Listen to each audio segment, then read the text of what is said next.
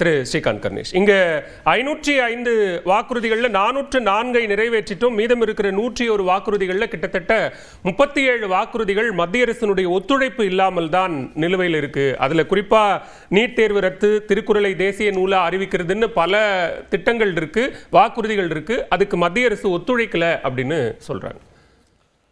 அனைவருக்கும் வணக்கம். அதாவது இந்த திமுகவோட தேர்தல் அறிக்கையை பற்றி ஒரு பொதுவான கருத்து என்ன சொல்றதுன்னா, இந்த 26 தேர்தலுக்கும் அவங்களுடைய தேர்தல் அறிக்கையை புதிதாக எழுத வேண்டிய அவசியம் இல்லாத அளவுக்கு எல்லா வாக்குறுதிகளும் இன்னும் நிறைவேற்றப்படாமல் புத்தம் புதிய தேர்தல் வாக்குறுதிகளாகவே அவர்கள் வைத்திருக்கிறார்கள். அதுதான் உண்மை. மக்களுக்கு தெரியும் எத்தனை வாக்குறுதிகள் நிறைவேற்றப்பட்டிருக்கின்றன. அதனால் இந்த தேர்தல் 26க்கும் அத்தனையும் சொன்னால் இன்னும் நிறைவேற்றப்படாத திட்டங்கள் தான் அதே தேர்தல் அறிக்கையாக வரப்போகிறது. அதுதான் இன்றைக்கு கசப்பான ஒரு உண்மை. ரெண்டாவது விடயம் மிக முக்கியமாக இதில் பார்க்க வேண்டியது என்ன இருக்குன்னா, இந்த தேர்தல் வாக்குறுதிகள் எத்தனை நிறைவேற்றி விட்டோம் என்று அவர் ஒரு கணக்கு கொடுத்திருக்கிறார். இப்போ நண்பர் கூட சொன்னாங்க 364 வாக்குறுதிகள் நிறைவேற்றிருக்கோம், 40 அரசாணை இருக்கிறது அப்படிங்கிறதெல்லாம் சொன்னாங்க. அதனால் இதையெல்லாம் என்னென்ன அப்படிங்கிற ஒரு வெள்ளை அறிக்கை இவங்க கொடுத்தாங்கன்னா அது மிகப்பெரிய பேசு பொருளாக இருக்கும். அந்த 364 என்னென்ன நிறைவேற்றப்பட்டது, எப்போ நிறைவேற்றப்பட்டது, என்ன அதுக்கு பலன், எத்தனை பயனாளிகள் இருக்கிறார்கள் என்பதற்கான எந்த தரவும் கிடையாது. இது வாயில வந்தது பர்சன்டேஜ். எப்படி இந்த சென்னை வெள்ளத்தின் போது 90%, 99% இல்லை 70% மொத்த 4000 கோடியும் செலவாச்சினாங்க. வெள்ளத்தால் மக்கள் பாதிக்கப்பட்டு கோபம் அடைஞ்சோன்னு இல்லை 40% தான் பின்னோக்கி போனாங்க, நிறைவேற்றி விட்டோம்னு சொன்னவங்க. அதே மாதிரி இந்த வாக்குறுதியிலையும் அவங்களுக்குள்ளேயே மிகப்பெரிய குழப்பம் இருக்கு, எத்தனை சதவீதம் நிறைவேற்றி இருக்கிறோம்னு. எனக்கு தெரிஞ்சு ஒரு சில வாக்குறுதிகள் தவிர பெரிதாக எதுவுமே இல்லை. சொல்லாத சில இதெல்லாம் தேர்தலை நோக்கி அவங்க ஆட்சி முடிய போகிற காலத்தில் வாக்கு வாங்க வேண்டும் என்பதற்காக சில நன்மைகளை கொடுக்குறாங்க. இன்னைக்கு முதல்வர் வழங்கிய ஓய்வூதிய திட்டம் 4.25 ஆண்டுகள் அமைதியாக இருந்து விட்டு இப்போ ஏன் அதை கவனிக்கிறாங்கன்னா, தேர்தல் வரப்போகிறது, அவங்க எதிர்ப்பு வலுத்து கொண்டே வருகிறது, எல்லா மட்டத்திலும் போராட்டங்கள் வலுத்து கொண்டு வருகிறது. இந்த நேரத்தில் பண்ணால் அவங்க ஏற்கனவே உறுதி செய்யப்பட்ட தோல்வி மேலும் உறுதி செய்யப்படும். அது எல்லா கட்சிகளுக்கும் இந்த வாக்குறுதிக்கான இதை நம்ம பேசுறோம். இல்ல அதுதான் இல்ல நான் கேட்கறது, பொதுவா தேர்தல்னு வந்தா அப்படியான வாக்குறுதிகளை நிறைவேற்றுவது அல்லது கூடுதலாக வாக்குறுதிகளை கொடுப்பதுங்கிறது எல்லா கட்சிகளுக்கும் கருத்து நான் வாங்கிட்டு சொல்றேன். ஏன்னா எல்லா கட்சியும் நீங்க பொதுவா சொல்றீங்க, பொதுவா சொல்லல, தேர்தல் அரசியல் இருக்கக்கூடிய எல்லா கட்சிகள். ஓகே, உங்க பாயிண்ட் டேக்கன்.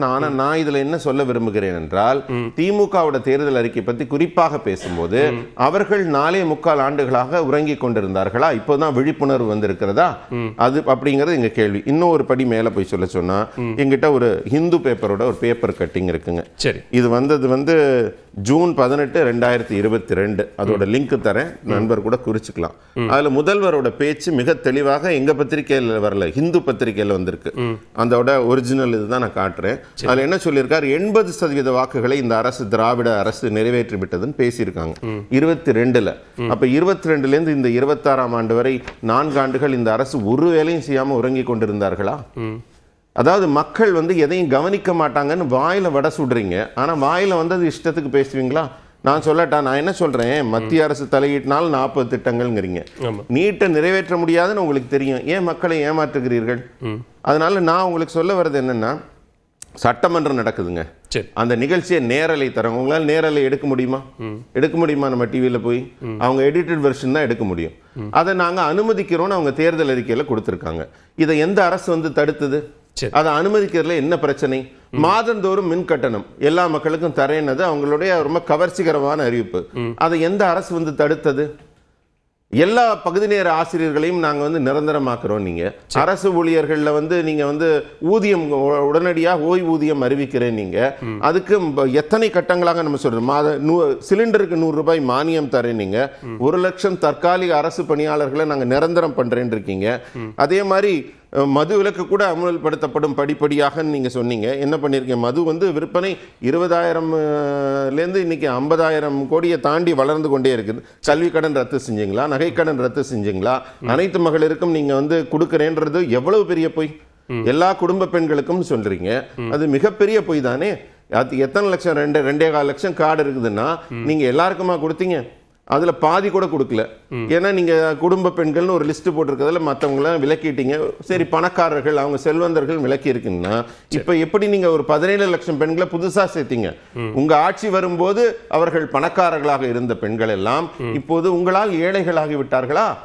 நீங்க பட்டியலிட்ட விஷயங்களுக்கு பிரசன்னா பதில் சொல்லட்டும். அந்த முடிங்க நீங்க பட்டியலிட்ட விஷயங்களுக்கு அவர் பதில் சொல்லட்டும். அந்த மத்திய அரசினுடைய ஒத்துழைப்பு இல்லாமல் நிறைவேற்றப்பட முடியாத திட்டங்கள் அப்படிங்கிற பட்டியல்ல உங்களுடைய பார்வை என்ன? இல்ல அப்படிங்கிற பட்டியல் இதைத்தான் நான் முதல்ல தொடக்கத்திலே சொன்னேன். முதல்வர் அவர்கள் என்ன செய்ய வேண்டும் என்றால் முதல்ல ஒரு வெள்ளை அறிக்கை தரணும், என்னென்னலாம் நாங்க செஞ்சோன்னு. ஒரு உதாரணத்துக்காக நீங்க எடுத்துக்கொண்டீர்கள் என்றால், நான் இந்த கோயம்புத்தூர் மதுரையோட மெட்ரோ எடுத்துக்கிறேன். அந்த மெட்ரோ வந்து நாங்க இப்ப எங்க திட்டம் அது அவங்க தேர்தல் வாக்குறுதியில் இருக்கா இல்லையாங்கிறதெல்லாம் நான் போகல. ஆனா அதற்கான காரணம் என்னங்கிறது அந்த அறிக்கையில் இருக்கும்ல, அவங்களுக்கே தெரியும்ல. 3வது பக்கத்தை தானே வெளியிட்டாங்க, முதல் 2 பக்கத்தை வெளியிடல. அப்ப திமுக அரசின் தவறுகள் அதில் பட்டியலிடப்பட்டிருக்குல்ல. இந்த அரசு என்ன செய்கிறது என்பதை, இந்த அரசின் வீழ்ச்சியை பற்றி விவரமாக இந்த ஆட்சியின் நிதி அமைச்சர் சொன்னார். ஆனா இப்ப அவர் சொன்னதுனால அவர் வந்து இன்னைக்கு துறை மாற்றப்பட்டு ஒரு என்ன சொல்றது பவர் இல்லாத ஒரு துறையில் உட்கார வைக்கப்பட்டிருக்கார். இந்த ஆட்சியில் என்னென்ன தவறுகள் நடக்குது, எத்தனை ஊழல்கள் நடக்குது எல்லாத்தையும் சொன்னார். இவர் சொல்றார் வளர்ச்சி. எதுல வளர்ச்சி? ஊழல்ல வளர்ச்சி அடைஞ்சிருக்கு, கடன்ல வளர்ச்சி அடைஞ்சிருக்கு, அதே மாதிரி பிரிவினைவாதத்தில் வளர்ச்சி அடைஞ்சிருக்கு, மது விற்பனையில் வளர்ச்சி அடைஞ்சிருக்கு, மெத்தபெட்டமைன் கெமிக்கல் சிந்தட்டிக் ட்ரக்ஸ்ல வளர்ச்சி அடைஞ்சிருக்கு, பெண்களுக்கான அத்துமீறல்கள், பெண்களுக்கான வன்கொடுமைகள்ல வளர்ச்சி அடைஞ்சிருக்கு. இன்னும் சொல்ல போனா பிற மாநில வட மாநில தொழிலாளர்கள் கொடூரமாக தாக்கப்படும் அந்த ஒரு விஷயத்துல இது வந்து வளர்ச்சி அடைஞ்சிருக்கு. இன்னைக்கு அந்த பையன் எங்க இருக்கானே தெரியாது, சூரஜ் எங்க இருக்கானே தெரியாது. நீங்க ஒரு தேசிய கட்சியின் பிரதிநிதி, வடமாநில தொழிலாளர்கள் இங்க தாக்கப்படுறாங்கங்கிற ஸ்டேட்மெண்ட்டை நீங்க சொன்ன மாதிரி பொத்தாம் பொதுவாக நம்ம சொல்லிட்டு போயிட முடியாது. வடமாநில தொழிலாளர்ங்கிற ஒரு காரணத்திற்காகவே அவர் தாக்கப்படலன்னு காவல்துறை சொன்னதற்கு பிறகாகவும் வடமாநில தொழிலாளர்கள் தாக்கப்படுறாங்கன்னு நம்ம சொல்ற ஸ்டேட்மெண்ட் வந்து ஒரு தவறான புரிதலை ஏற்படுத்தி. நீங்க சொல்றது எனக்கு வியப்பா இருக்கு. நான் சொல்ல வேண்டிய வடமாநில தொழிலாளர்கள் தொடர்ந்து தாக்கப்படுகிறார்கள். அரசியல் குற்றச்சாட்டுகளுக்கு அவர் பதில் சொல்லட்டும். மாறா வடமாநில தொழிலாளர்கள்னு ஒரு ஸ்டாம்புக்குள்ள அவங்களை கொண்டு வரும்போது கண்டிப்பா அதை தெளிவுபடுத்த வேண்டிய பொறுப்பு எனக்கு இருக்கிறது. அதை விட கூடுதல் பொறுப்பு உங்களுக்கு இருக்கிறது. எல்லாருக்கும் இருக்குங்க. ஆனா நம்ம இந்த பிரிவினைவாதம்ங்கறத நான் மறுபடியும் சொல்லணும்னு நினைக்கிறேன். வடக்கு தெற்கு, திராவிடம் ஆரியம் அப்படிங்கிற இந்த பிரிவினைவாதம் திமுகவோட உயிர் மூச்சு. அவங்க இந்த பிரிவினைவாதம், மதவாதம் இந்த மாதிரியான ஒரு விடயங்களை முன்வைத்து தான் அவங்களோட சித்தாந்தங்களை எடுத்து செல்கிறார்கள். அப்ப இந்த மாதிரி அவங்க வந்து வகுப்புவாதத்தையும் பிரிவினைவாதத்தையும் எடுத்து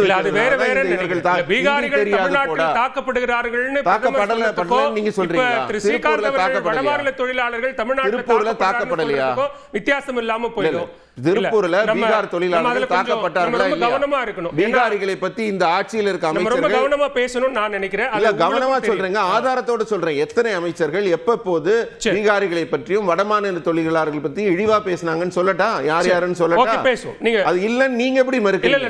அவர் மறுத்தா கூட மறுக்கல. நீங்க மறுக்க பேசுறதா எனக்கு வியப்பா இல்ல. நீங்க தெளிவா புரிஞ்சுக்கோங்க. ஆதாரங்களோட அந்த பொறுப்பு பாலவேலான எனக்கும் ஸ்ரீகாந்தான உங்களுக்கும் அதிகமா இருக்குன்னு நான் சொல்றேன். நம்ம வடமாநில தொழிலாளர்கள் தமிழ்நாட்டில் தாக்கப்படுறாங்கங்கிற ஸ்டேட்மென்ட் பொத்தாம் பொதுவாக நம்ம அப்படி சொல்லிட்டு போயிட முடியாது. நான் குறிப்பிட்டு சொல்றேங்க. நீங்க ஏன் பதட்டப்படுறீங்க? நான் பதட்டப்படல. நீங்க ஏன் பதட்டமாக? தயாநிதி மாறன் என்ன சொன்னார்? நீங்க பட்டியலிட்ட எல்லா அரசியல் குற்றச்சாட்டுகளும் விட மாட்டேங்கிறீங்க. என்ன கருத்து சொல்லிட கூடாது குறிப்பா இருக்கு. இல்ல ஒண்ணு இல்ல, ரொம்ப இல்ல அப்படி எல்லாம் ஒண்ணுமே இல்ல. ஒரு செகண்ட் அலோமி 1 செகண்ட் அலோ பண்ணுங்க. என்ன நீங்க அலோ பண்ண மாட்டேங்கிறீங்க? அதான் உண்மை. பட்டியலிட்ட அரசியல் குற்றச்சாட்டுக்கு பிரசன்னா பதில் சொல்லுங்க. இந்த குற்றச்சாட்டுக்கு நீங்க எவ்வளவு பதட்டப்படுறீங்க? இல்ல பதட்டப்படல. நீங்க பொறுப்புணர்வோடு சொல்லணும்னு சொல்றேன். இல்ல பொறுப்புணர்வோடு சொல்லணும்னு சொல்றேன். என்னோட குற்றச்சாட்டை வாங்கி அவர்ட்ட தேசிய இல்ல தாராளமா கொடுக்கிறேன். அந்த வேலையை நான் மாட்டேங்கிறீங்களே. அந்த வேலையை நான் செய்றேன். சொல்லவே இல்லையே. ஒரு எத்தனை அமைச்சர்கள் ஒரு நிமிஷம் ஸ்ரீகாந்த் சார். இல்ல ஒரு நிமிஷம். நான் சொல்றது ஒரு குற்றச்சாட்டை சொல்லும்போது பொதுவெளியில மக்களுக்கு தெரியும் என்ன நடக்குதுன்னு சில விஷயங்களை பேசும்போது என்னை விட அதிகமாக ஒரு தேசிய செய்தி தொடர்பாளராக நீங்க வந்து பொறுப்புணர்வோடு இருக்கணும்னு நான் சொல்றேன். என்னை விட அதிகமா இந்த நேரத்தில் நீங்க தான் பேசுறீங்க. எந்தெந்த அமைச்சர்கள் எப்ப குறிக்கணுமோ அப்ப நான் குறிக்கிறேன். வடமாநில அது பதில் சொல்லட்டும். அவர் சொல்லுங்க. எந்தெந்த அமைச்சர் நீங்க சொல்லுங்க. இல்ல நீங்க பட்டியலிடுங்க. அவர் கடைசி வரி வாங்கிக்கோங்க. எந்தெந்த அமைச்சர்கள் வடமாநில தொழிலாளர்களை எல்லாம் வடபலத்தில் இருப்பவர்கள் இழிவாக பேசினார்கள் என்கிட்ட பட்டியல் இருக்கு. பேரோட இருக்கு. அதை என்ன சொல்லவே நீங்க அனுமதி தாராளமா சொல்லுங்க. எந்த விதமான தடையும் இல்ல. நீங்க தாராளமா சொல்லுங்க. அடுத்த சுற்றுல சொல்லுங்க. அதனால தான் இந்த மாதிரி தாக்குதல் நடக்குது. இந்த அரசு தான் அதற்கு காரணம். சரி ஃபைன். அதை வந்து பிரசன்ன